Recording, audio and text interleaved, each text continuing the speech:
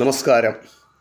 ഇന്ന് നിങ്ങളുമായി പങ്കുവെക്കുന്ന ഒരു വിഷയം യേശു ചെയ്ത ഒരു അത്ഭുത പ്രവൃത്തിയാണ്. യേശു ഗലീല തടാകത്തിൻ്റെ മറുകരയിൽ തിരിച്ചെത്തിയപ്പോൾ ഒരു വലിയ ജനക്കൂട്ടം അവിടെ കാത്തുനിന്നിരുന്നു. സിനഗോഗിലെ പ്രമാണിയായിരുന്ന യായിറോസ് അപ്പോൾ അവിടെ എത്തി. യേശുവിൻ്റെ പാദത്തിൽ വീണ് കരഞ്ഞു പറഞ്ഞു, എൻ്റെ കുഞ്ഞുമകൾ മരിക്കാൻ തുടങ്ങുന്നു. അങ്ങ് ദയവായി വന്ന് അവളെ ഒന്ന് തൊടയണമേ, എങ്കിൽ അവൾ സുഖം പ്രാപിച്ച് ജീവിക്കും.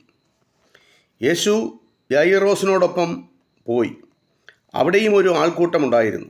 ജനം തിക്കി തിരക്കിക്കൊണ്ടിരുന്നു. 12 വർഷമായി രക്തസ്രാവമുള്ള ഒരു സ്ത്രീ ആ കൂട്ടത്തിലുണ്ടായിരുന്നു.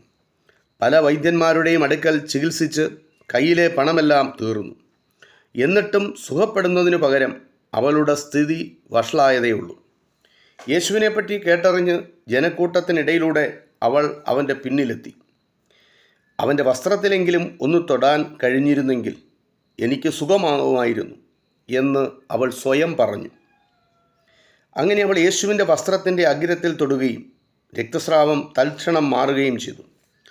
രോഗം മാറിയെന്ന് അവൾ ശരീരത്തിൽ അനുഭവിച്ചറിഞ്ഞു. ഉടനെ തൻ്റെ ശക്തിയാൽ ആരോ സൗഖ്യം നേടിയെന്ന് യേശുവിന് മനസ്സിലായി. അവൻ തിരിഞ്ഞ് ജനക്കൂട്ടത്തോട് ചോദിച്ചു, എൻ്റെ വസ്ത്രത്തിൽ തൊട്ടതാരാണ്?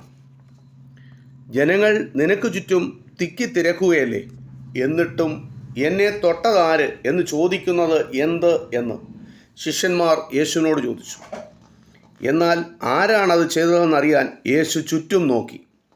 സൗഖ്യം പ്രാപിച്ച സ്ത്രീ വിറച്ചും കൊണ്ട് യേശുവിൻ്റെ മുമ്പിൽ വന്നു. അവൾ അവൻ്റെ കാലിൽ വീണ് സംഭവിച്ചതെല്ലാം അവനോട് പറഞ്ഞു.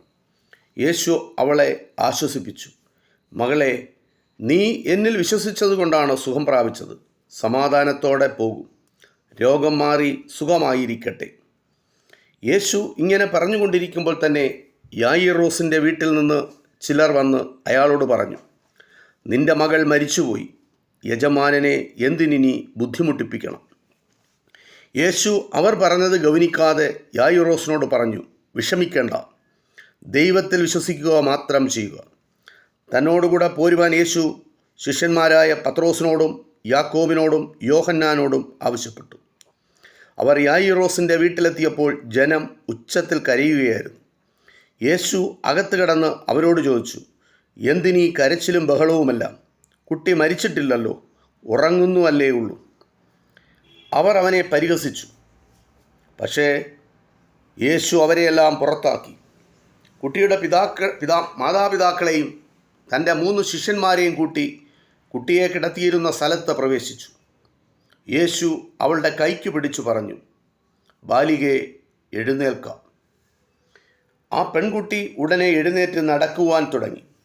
അവൾക്ക് 12 വയസ്സുണ്ടായിരുന്നു. എന്താണ് സംഭവിച്ചതെന്ന് ആർക്കും വിശ്വസിക്കുവാൻ കഴിഞ്ഞില്ല. കുട്ടിക്ക് ഭക്ഷണം കൊടുക്കുവാൻ യേശു അവരോട് ആവശ്യപ്പെട്ടു. ഈ കാര്യം ആരോടും പറയരുതെന്നും യേശു പറഞ്ഞു.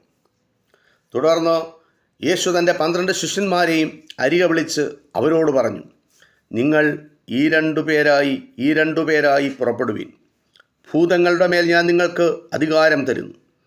ആഹാരമോ പണമോ കൂടുതൽ വസ്ത്രമോ എടുക്കരുത്. ചെരുപ്പ് ധരിക്കാം. യാത്രയ്ക്കൊരു വടിയും എടുക്കാം. മറ്റൊന്നും കരുതരുത്. ആരെങ്കിലും തങ്ങളുടെ വീട്ടിൽ സ്വീകരിച്ചാൽ ആ സ്ഥലം വിട്ടു പോകും വരെ അവിടെ താമസിക്കുക.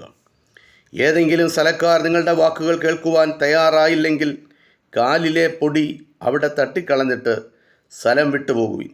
ദൈവത്തിൻ്റെ ശിക്ഷയെക്കുറിച്ചുള്ള ഒരു മുന്നറിയിപ്പായിരിക്കും അത്. ഇത് യേശു തൻ്റെ പരസ്യ ശുശ്രൂഷാ വേളയിൽ ചെയ്ത ഒരു അത്ഭുതമാണ്. ഇത് വിശുദ്ധ ബൈബിളിൽ വിശുദ്ധ മർക്കോസിൻ്റെ സുവിശേഷം 5-ാം അധ്യായത്തിൽ രേഖപ്പെടുത്തിയിട്ടുള്ളതാണ്. ഇത് ഇത്രമാത്രം. നന്ദി, നമസ്കാരം.